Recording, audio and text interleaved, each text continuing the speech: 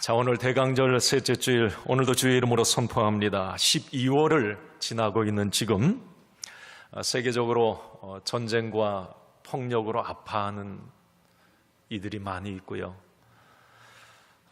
또 증오로 분노로 가득 찬 이 땅 우리 대한민국 위에, 또 전 세계 위에 우리 주님은 왕으로 오셨는데 평화의 왕으로 오셨습니다. 그 주님을 통해서 치유와 회복의 은혜가 있기를 간절히 축원합니다. 아멘. 그리고 오늘 예배 드리시는 분들 가운데 삶과 가정에 혹시 깨어짐과 무너짐, 또 불안과 두려움이 있다면 평화의 왕으로 오신 예수님의 통치와 다스림을 통해서 강력한 회복의 은혜가 있기를 간절히 축원합니다. 그런 은혜가 있길 바랍니다.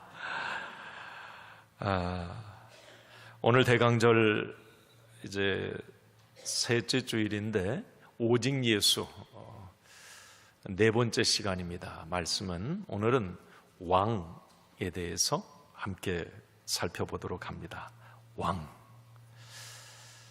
자, 시대적 메시지가 아닐까 생각을 합니다. 예수님은, 성경은 우리에게 줄기차게 선포합니다. 예수님만이 만왕의 왕이라고요. 그리고 예수님은 만주의 주가 되신다라고 말입니다.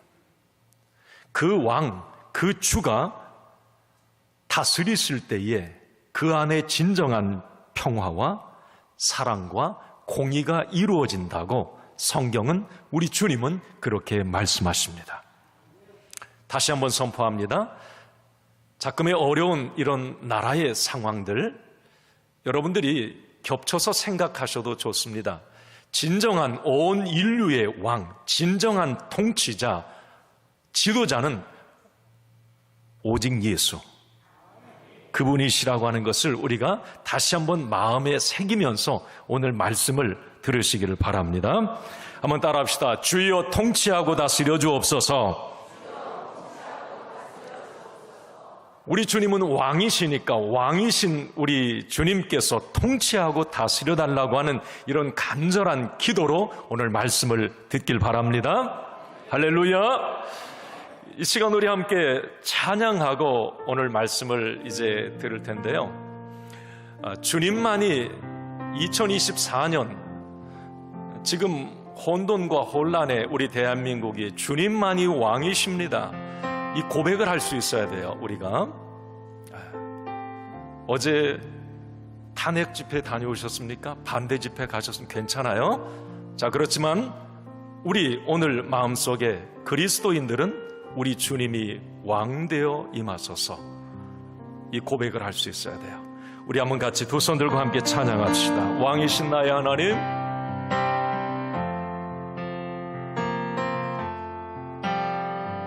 왕이신 나의 하나님, 내가 주를 높이고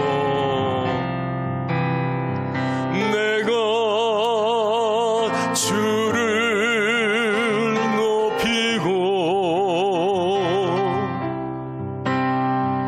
영원히 주의 이름을 송축하리이다.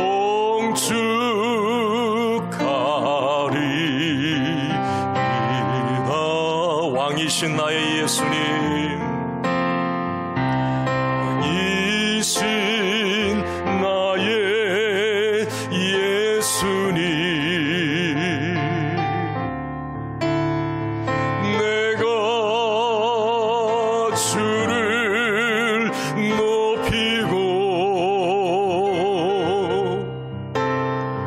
영원히 주의 이름을 송축하리이다.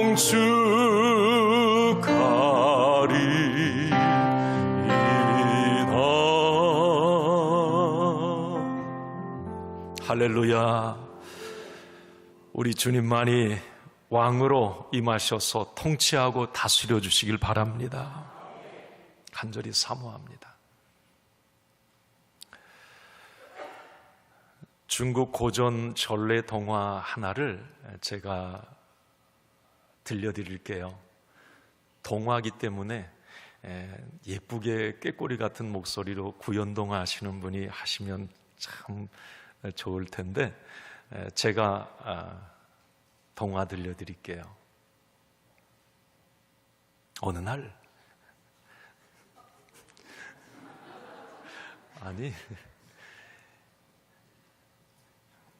여우가 호랑이에게 잡혔어요.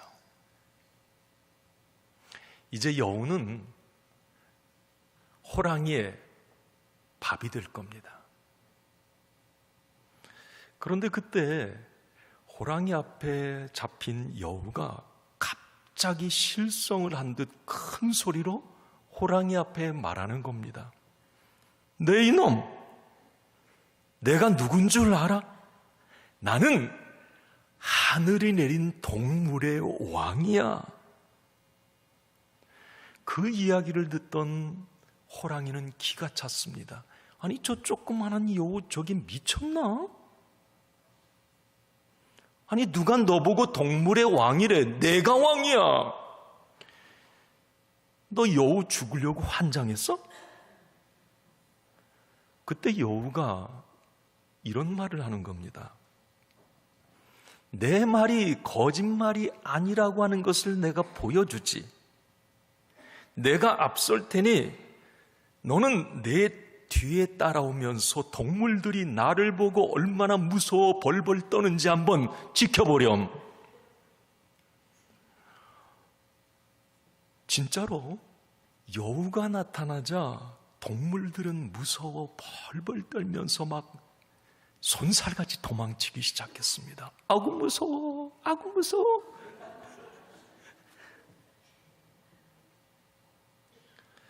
호랑이는 여우가 진짜 신이 내린 동물의 왕이라고 생각하고 그 여우를 놓아주었답니다.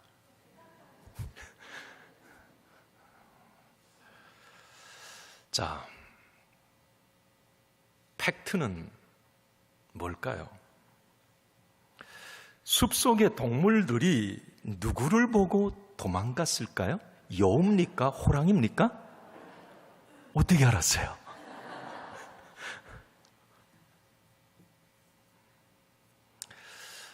여우는 호랑이를 등에 업고 왕행세를 한 거예요. 호랑이를 이용한 거죠. 여기서 나온 고사성어가 호가 호위라는 말입니다. 우리는 잘 알아요. 여우가 호랑이의 힘을 빌려 위세를 부린다라는 말이죠. 호가 호위. 지금 우리 대한민국은 비상계엄과 탄핵으로 혼란스러운 시간을 보내고 있습니다. 어제도 이제 오후 4시에 이 탄핵의 어떤 그런 상황들을 가슴 졸이면서 저도 TV를 지켜보았습니다. 그것을 보는 그 시간 내내 참 가슴이 답답하고 왜 이런 상황 여기까지 올 수밖에 없었는가, 우리 대한민국이. 그런 부분 때문에 속이 상하고 마음이 참 많이 아팠습니다. 그런데 이런 혼란스러움을 틈타서 지금 여의도 한복판에는 한국판 호가 호위 놀이가 시작된 듯합니다. 국민을 등에 업고 왕을 꿈꾸는 여우들이 판을 치고 있는 듯합니다. 국가를 위하고 국민을 위한다고 하지만 자신들의 정당과 개인의 이익을 따지는 셈법만 빠릅니다. 분명히 말씀드리지만 내가 왕인 세상, 호가 호위의 세상은 점점 삭막해져 갈 것입니다. 그리고 또 다른 증오와 대결, 결국은 공멸뿐이라고 하는 것을 우리는 잊지 말아야 합니다.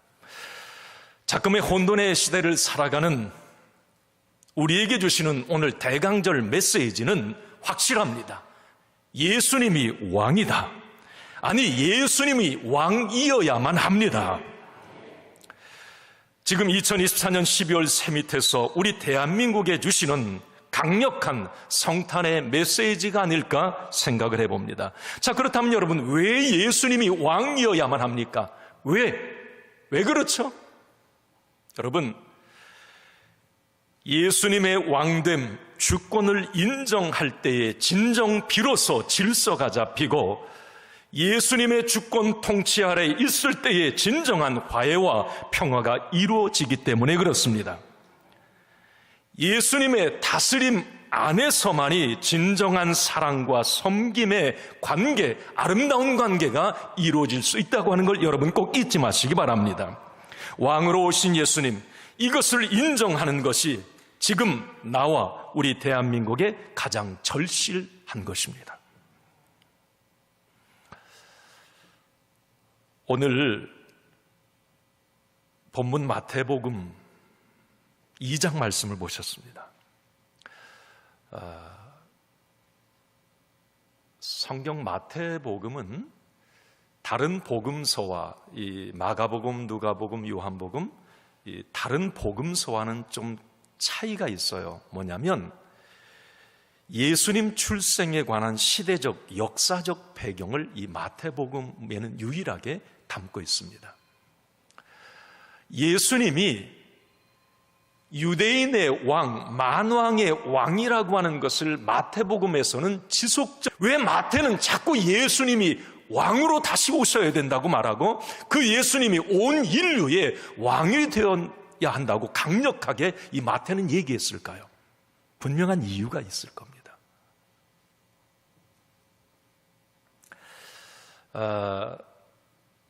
기록자, 마태복음의 기록자 이 마태는 아마 그런 생각을 했던 듯 싶어요. 이 마태가 살던 예수님 당시의 이 시대적 상황은 참 암울했습니다. 이 이스라엘은 그 당시에 로마의 억압에 있었어요. 식민지입니다. 일제시대 우리나라가 식민지로 놓여 있었듯이 이스라엘은 로마의 식민 지배하에 있었어요. 그들의 삶은 고통스러웠습니다. 그리고 그 당시 헤롯 왕도 로마에 빌붙어서 자기 백성들은 뒤돌아보지 않았어요. 로마에 잘 보이기 위해서 헤롯 왕은 그랬습니다. 마태는 그 시대를 살아가면서 너무 시대가 암울하고 세워진 지도자라고 해도 정말 믿을 수 없는 이런 암담한 상황, 이런 상황에 마태는 예수님이 왕이셔야 되고 예수님만이 왕으로 통치하실 때의 혼돈과 무질서, 약함, 압박, 갈등, 분열, 증오가 물러가고 새 시대가 올 것이라고 하는 걸 확신하고 있었습니다. 그래서 예수님은 이 마태는 세상의 왕, 세상의 리더십이 아니라 메시아로 온 인류의 왕으로 오신 예수님을 인정하고 그분의 통치를 받을 때에 새로운 시대가 올 것이다. 이걸 너무 확고하게 믿고 있었어요.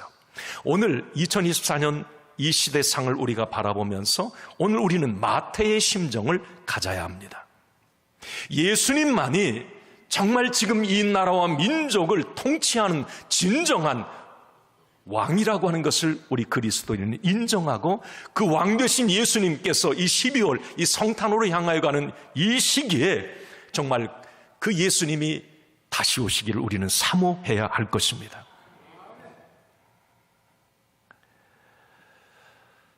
자, 오늘 여러분 이 마태복음 2장 말씀을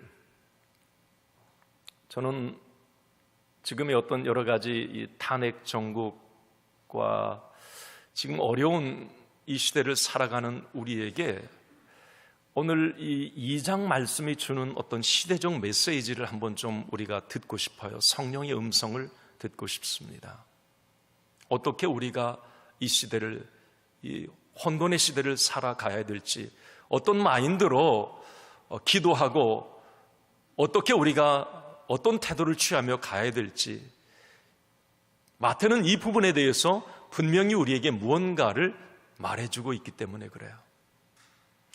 자, 오늘 이제 마태복음 2장의 내용을 잠깐 말씀을 드리면, 예수님의 어머니 마리아, 아버지 요셉과 마리아가 살았던 곳은 갈릴리였습니다.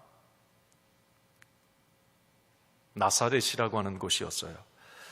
예수님을 임신해서 그 갈릴리 나사렛에서 살고 계셨어요. 자, 그런데 이제 10개월 정도 돼서 이 예수님이 태어날, 마리아 입장에서 산딸이 되었을 때에 이 요셉과 마리아는 그 당시에 법이 그랬어요. 로마 황제가 아우구스티누스 황제였는데 태어날 아기 호적 신고를 꼭 하게 했습니다. 왜? 세금 징수를 위해서 말이에요. 세금을 철저하게 로마에서는 이 이스라엘에 거둬들여야 했기 때문에 이제 아이가 날 정도 되면 이제 호적 신고를 하라고 그랬어요. 그래서 당시에 요셉과 마리아도 베들레헴이라고 하는 당시 이곳에 호적 신고를 하러 갔던 겁니다. 왜 베들레헴으로 호적 신고를 하러 예수님을 잉태한 상태에서 갔는가 하면, 당시 여러분 베들레헴은 두 가지 의미가 있어서 이 아기를 낳으면 이제 베들레헴에 가서 호적 신고를 하는데, 첫 번째는 다윗의 고향이 이 베들레헴이에요. 그리고 또 하나는 메시아의 출생지로 예언된 곳이 이 베들레헴입니다. 오늘 본문의 6절 말씀에도 미가서 5장 2절 말씀을 인용하고 있는데 이곳이 바로 베들레헴이에요. 예수님은 이제 어쨌든 산딸이 되어서 호적 신고하러 그 부모님이 베들레헴에 가게 됐는데 어쨌든 거기에서 출생을 하셨어요. 이건 뭘 말하느냐면 예수님은 다윗의 후손이었고 메시아였다고 하는 것을, 그 약속을 이루기 위함이었다라고 이 마태는 그렇게 이야기를 하고 있습니다. 자, 그러면 오늘 요셉과 마리아가 예수님을 잉태한 상태에서 이제 베들레헴에 간 이야기를 1절에 이렇게 기록을 하고 있습니다. 1절을 한번 같이 읽습니다.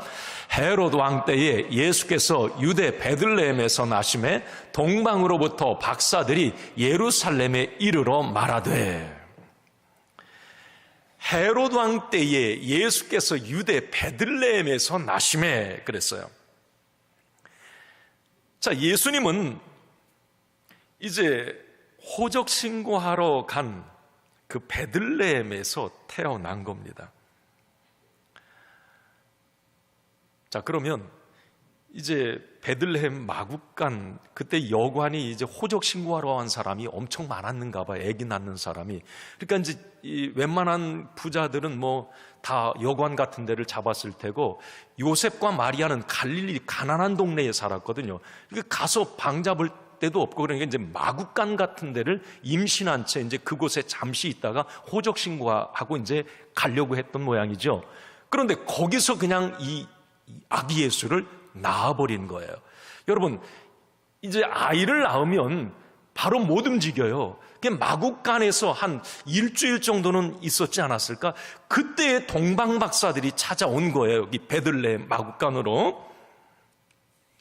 자, 그런데 우리가 잘 아는 것처럼 이 동방박사들, 여러분 동방박사 많이 이야기 들으셨죠? 동방박사? 그들은 곧바로 베들레헴으로 가지 않고 당시 헤롯 왕이 거하는 헤롯궁으로 먼저 가게 됩니다. 여러분, 이 동방박사, 이 동방은 당시 페르시아를 말해요. 페르시아. 이 페르시아는 당시 팔레스타인 고대 근동에서 가장 강대국이었고, 그리고 지식인들이 모여 있었던 곳이 페르시아였습니다. 그곳이 동방이었어요. 그곳에 있는 박사들이라고 하는 것은 여러분 영어 성경에도 나오지만 이 페르시아에서 당시의 최고 지식인 그룹, 이 사람들은 철학과 과학, 의학, 천문학에 능통한 천재들이 이 박사들이었던 거예요. 이게 페르시아의 천재들, 그래서 그들의 말이라 그러면 당시에 어떤 이 정치 경제의 흐름을 바꿔놨어요. 그게 동방 박사들이었습니다. 자, 그런데 그들이 어느 날 이 천문학자이기도 했으니까 별을 연구하다가 이상한 별 하나가 나타난 것을 그들이 보게 되고 심상치 않다 생각한 거예요. 그러면서 그 별을 따라오다 보니까 바로 이스라엘이었고, 그러면 저 별은 분명히 이스라엘의 왕이 난다고 하는 이 별인데 참 희한도 하다.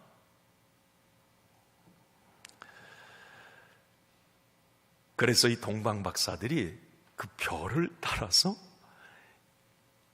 이스라엘에 오게 된 겁니다.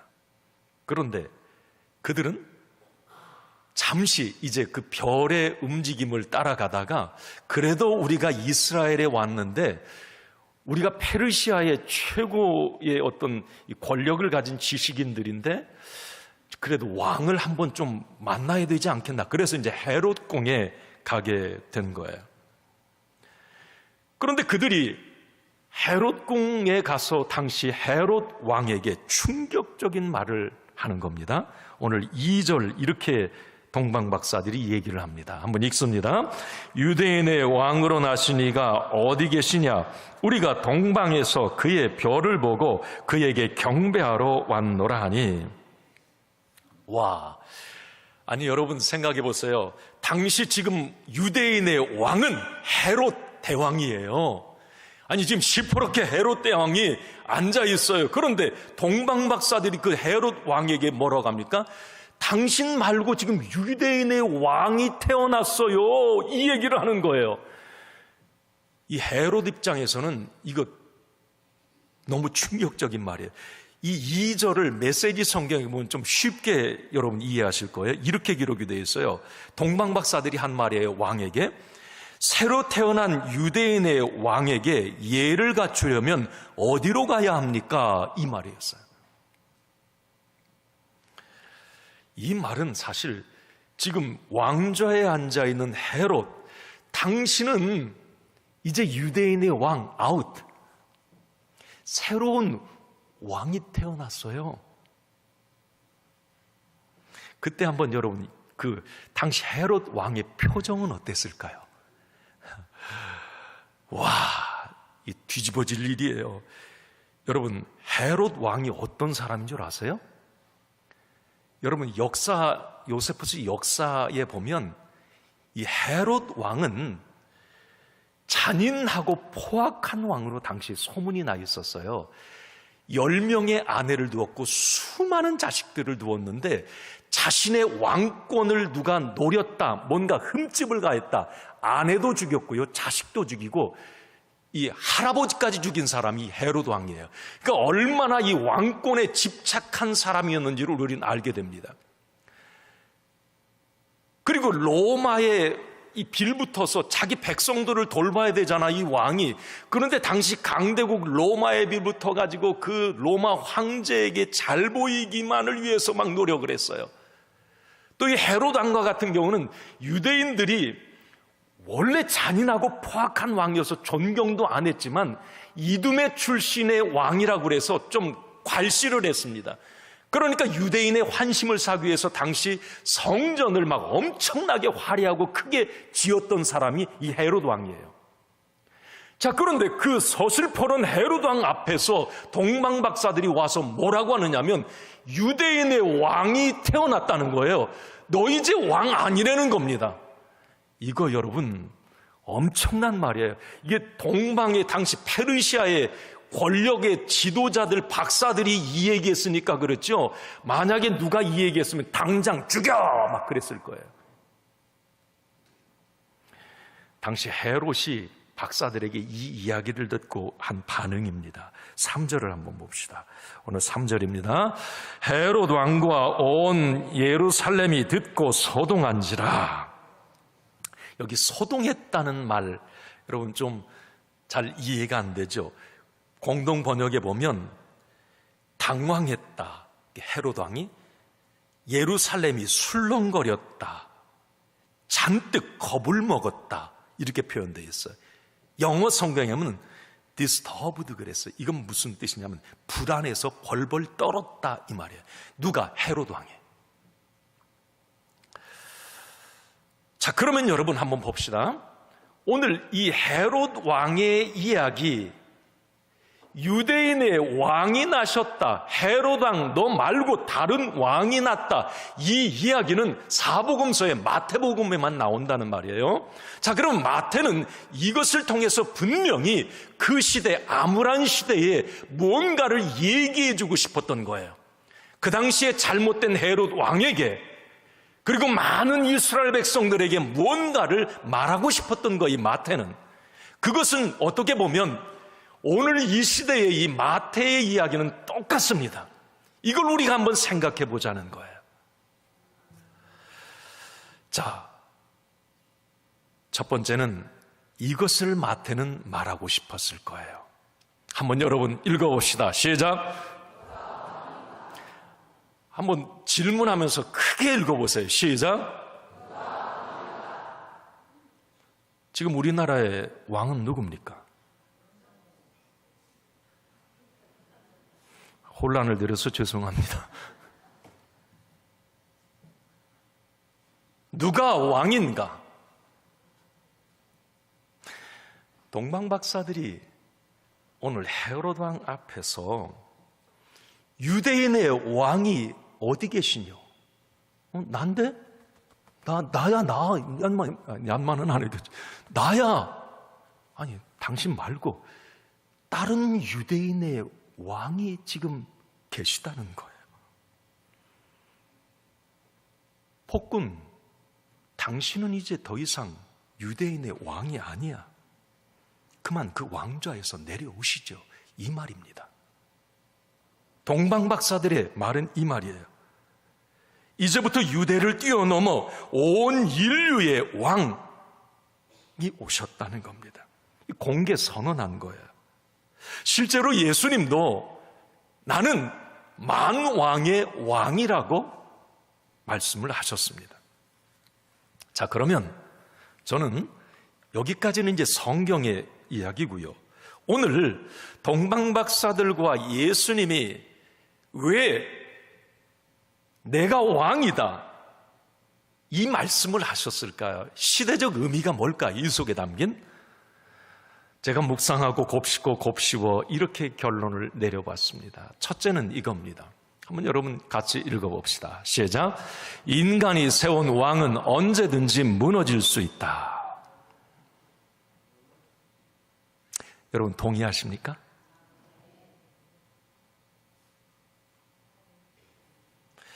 인간이 세운 왕은 언제든지 무너질 수 있다. 그 왕권은 무너질 수 있다. 믿을 수 없다는 말입니다. 여러분, 우리가 역사적으로 이렇게 세계 역사나 우리 대한민국의 역사를 한번 가만히 보세요. 사람이 세운 정권은 언제든지 타락했고 무너졌습니다. 예수님이 태어날 당시에도, 지금 마태가 살아있는 이 당시에도 사람이 세운 왕, 가장 타락했고 비참한 사회였습니다. 로마를 등에 업고 호가 호유가 판을 치는 세상이었습니다. 인간이 세운 왕은 언제든지 무너질 수 있다. 이걸 여러분 오늘 2024년 12월에 우리가 다시 한번 마음속에 새겨보면서, 자, 우리 대한민국의 역사, 어제 4시에 그 탄핵하는 그 상황을 이렇게 보면서, 야, 우리가 세운 대통령이에요. 그 대통령을 끌어내리는 거예요. 와, 참 마음이 너무 아팠어요. 누가 세웠습니까? 우리가 세웠어요. 자, 인간이 세운 왕인데, 야, 저렇게 무너질 수 있구나. 그러면서 역대 대통령들의 그 모습들이 이 파노라마처럼 이렇게 흘러갔어요. 웬만하면 다 제 나이 때에는 역대 대통령들을 다 봤던 것 같아요. 인간이 세운 어떤 왕의 결말, 사형, 무기징역, 자살, 감옥, 대부분 왕들의 말로였습니다. 지금 세계 역사의 왕들, 대통령들을 한번 보십시오. 어떤 대통령들을 보면 참 불안하기 그지없습니다. 교만하기도 하고 탐욕스러움을 우리는 보게 됩니다. 자, 어쨌든 다시 한번 여러분 말씀드립니다. 인간이 세운 왕은 무너질 수 있다. 이것이 바로 예수님이 내가 왕이어야 된다. 마태가 그 시대상을 보면서 예수님이 만왕의 왕으로 이 땅을 통치해 주셔야 이 땅이 회복될 수 있습니다. 이 메시지를 던지는 거예요. 자, 그렇다면 여러분, 이런 왕의 악순환의 고리를 끊는 비밀이 뭘까? 두 번째, 이것입니다. 한번 읽어봅시다. 왕 위에 왕을 겸손히 인정해야 한다. 여러분, 왕 위에 왕. 그러니까 내가 왕이라 그러면 나보다 더 큰 왕. 내가 대통령이라고 한다면 나 대통령보다 더 큰 권위를 가신 대통령, 왕. 그 하나님의 어떤 왕됨, 예수님의 주됨을 인정하고 의식하라는 겁니다. 그래야 이 왕의 악순환의 고리를 조금이나마 끊을 수 있는 것이에요. 여러분 한번 생각해 보세요. 왕 위에 왕, 나 위에 또 다른 더 큰 왕이 있다고 의식한다면 우리는 내 마음대로 하지 못할 겁니다. 탐욕과 부정한 방법을 내려놓을 수 있어요. 그게 안전장치가 될 수 있습니다. 제가 어제도 이제 탄핵의 이런 상황들을 이제 보면서 잠자리에 들면서 오늘 말씀이 이렇게 막 머리에 이게 주마등처럼 이게 스쳐 지나가요. 그러면서 제가 누워가지고 그런 생각을 뒤적뒤적 해봤습니다. 만약에 대통령이 하루를 딱 시작하기 전에 나 대통령이에요. 그런데 내 위에 더 큰 대통령은 우리 하나님이십니다. 내가 왕인데요. 우리 하나님이 더 큰 왕이에요. 이 의식을 한 번만 갖는다면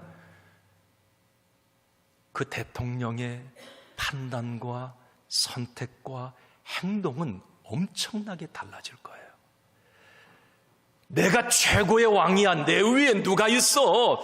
내가 내 맘대로 하는 거지. 그것 말고 나보다 더 큰 왕이 계셔. 그분은 하나님. 그분이 두렵다. 그분이 어떻게 생각하실까? 이런 부분을 우리 하나님의 왕된 예수님의 주권을 인정한다면 그의 삶이 얼마나 달라질까? 여러분, 목사가 하루를 시작하면서 오늘도 하나님이 나의 주가 되십니다. 왕이 되십니다. 이 의식을 갖고 뭔가 말씀을 준비하고 행동을 하고 말을 한다면 여러분 많이 달라져요.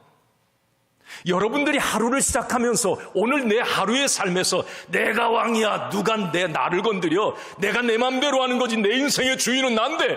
여러분 이게 아니고 매 순간 뭘 선택할 때도 말을 할 때에도 왕 되신 하나님을 한 번쯤 의식하고 그 하나님을 두려워한다면 여러분 많은 부분의 삶의 패턴이 달라질 거예요. 왕의 잘못된 악순환의 고리를 끊는 비밀이 어디에 있을까? 왜 마태가 예수님이 내가 만왕의 왕이라고 말씀하셨습니까? 여러분, 우리는 매 순간을 살아가면서 왕 위에 왕이 있다고 하는 걸 겸손히 인정해야 할 것입니다. 여러분, 이스라엘에 수많은 왕들이 있었어요. 40명 가까운 왕들. 그 왕들 중에서 가장 존경받는 왕은 다윗 왕입니다. 여러분, 다윗 왕이 왜 그렇게 존경받았어요? 그 다른 왕들보다 잘나서요? 아닙니다. 내가 볼 때는 다른 왕들 발뒤꿈치도 못 따라가 이 다윗. 죄라는 죄는 다 짓고요. 아주 흉악무도한 사람이에요. 인간적으로 볼 때 왕족도 아닙니다. 그런데 그가 지금도 역사가 수천 년이 흘렀지만 이스라엘은 다윗의 별, 다윗을 가장 존경해. 왜입니까? 다윗은 여러분, 죄를 짓고 넘어질 때도 있고 뭔가 실수할 때도 있어요. 잘못 오판할 때도 있었습니다. 그 오판으로 사람을 죽이기도 했어요. 간음죄도 졌습니다. 남의 아내 빼앗아 오기도 했어요. 자, 이런 다윗이 늘 그가 나중에는 어떤 결말에 이르냐면 왕이신 하나님을 두려워했다는 거예요. 모든 상황들을, 자기의 잘못된 상황들을 늘 하나님 앞에 끌고 와서 하나님 앞에서 회개하고 하나님을 두려워하고 하나님 살려달라고 하고 하나님 내가 잘못했어. 늘 하나님의 왕 되심. 아까 여러분 우리가 왕이신 나의 하나님, 이게 다윗의 이야기입니다. 시편 145편 1절 말씀이에요. 왕이신 나의 하나님, 내가 주를 높이고 주의 이름을 영원히 송축하리이다. 다윗의 이야기예요. 다윗은 자신이 왕이었지만 늘 자기 왕 위에 더 큰 왕이 하나님이시라고 하는 걸 의식하고 살았다는 거예요. 그래서 돌이킬 수가 있었고, 그래서 제대로 판단할 수 있었고, 말할 수 있었고, 정치할 수 있었던 거예요. 내가 왕이라고 생각하니까 문제가 일어나는 겁니다, 여러분. 내가 왕이라고 생각하는 그 공동체는 반드시 트러블이 일어나게 되어 있어요. 아시겠습니까? 내가 왕들이 많은 교회는 반드시 갈등과 분열이 일어나게 되어 있어요. 국가도 마찬가지예요. 하나님을, 그리고 우리가 기도할 때도 대통령과 위정자들을 위해서 기도할 때도 뭐라고 기도합니까? 그들이 하나님을 인정하고 하나님을 두려워하는 왕이 되게 해달라고, 대통령이 되어달라고 우리 기도하잖아요. 그걸 의식하면 많은 부분에 너무 달라짐이 있기 때문에 그러는 거예요. 오늘 마태가 주는 메시지는 바로 이거예요.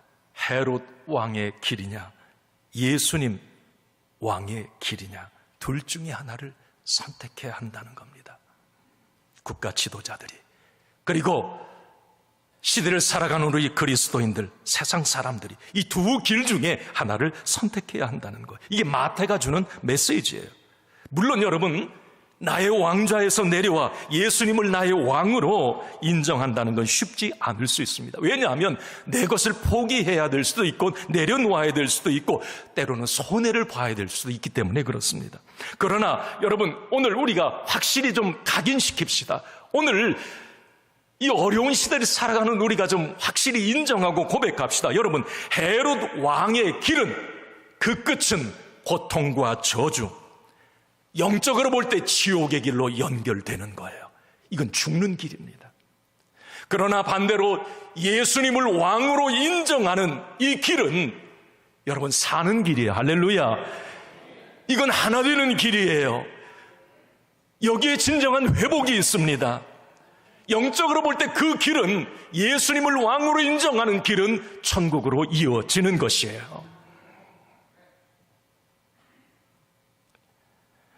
요즘 현대인들은 어쩌면 이 말이 예수님이 왕이시다, 이 말이 맞듣지 않을 겁니다. 왜? 내가 왕이야 라고 말하는 시대가 지금 이 시대이기 때문에 그래요. 나한테 이래라 저래라 하지 마. 여러분, 그러니까 한쪽에서는 계엄 발동하고 한쪽에서는 탄핵하는 거 아닙니까? 내가 왕인데 누가 건드려 나를.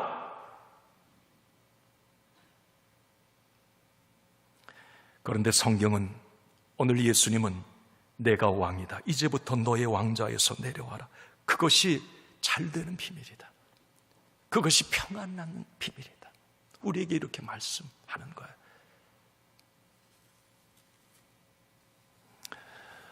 여러분, 오늘 이 시대 2024년 대강절에 이 민족 나에게 주시는 성탄 메시지 다시 한번 말씀드립니다. 마태가 아마 설교자였다면 이 이야기를 했을 거예요. 분명히 예수님의 왕권, 로드십, 주권을 인정하십시오. 여기에 평화가 있고, 여기에 하나됨이 있고, 여기에 용서와 용납이 있고, 진정한 자유와 회복이 있습니다 라고 말이죠. 한번 따라합시다. 왕이신 나의 하나님, 이 나라와 민족을 통치하여 주옵소서. 나의 주가 되신 예수님, 나의 왕자를 주님께 내어드립니다. 나를 통치하고 다스려 주옵소서. 아멘입니까?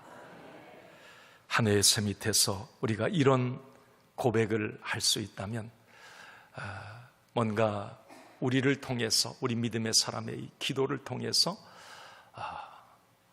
이 어려운 시대에 뭔가 해결의 실마리가 여기에서 있지 않을까. 우리는 부지런히 이 이야기를 해야 되고 복음이 되어서 이 말을 꼭 해야 하는 것입니다. 저와 여러분들을 통해서 이런 복된 역사가 일어나기를 간절히 축원합니다.